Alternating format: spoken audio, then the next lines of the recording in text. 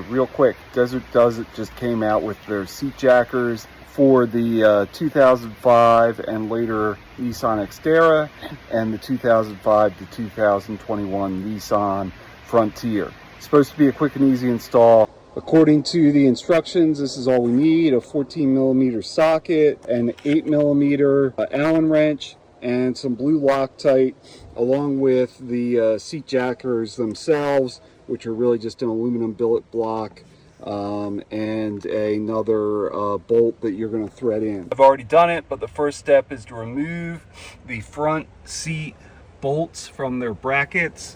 At least in my 2008, I didn't have to take the whole plastic trim off. There's a little flap here, and then you've got access to the bolt. Same thing on the rear.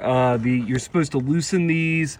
On the outboard side, there's again just a little trim piece that pops off with a screwdriver, and then on the inboard side, there is a plastic trim piece that I had to just pull off. There's the two holes here. The one that's not threaded, that's going to go over your original seat bolt hole, and then the one that's threaded is going to go to the rear. These jack the front of the seat up by about an inch.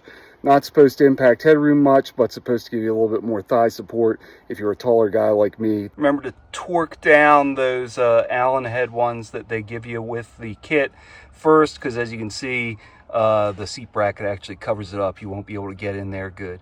So you're going to torque them down, and then you'll go ahead and torque down your original seat bolts into the seat jacker and blue Loctite on everything. I will tell you, I'm surprised at how much of a difference it seems like it makes, even just now that I've gotten everything bolted back up and I'm seated my normal kind of position in the truck. I can feel I've just got like a ton more thigh support. I don't know, we're gonna see. I'll give a report after I've had a chance to drive around someplace for a few hours. I'll let you know.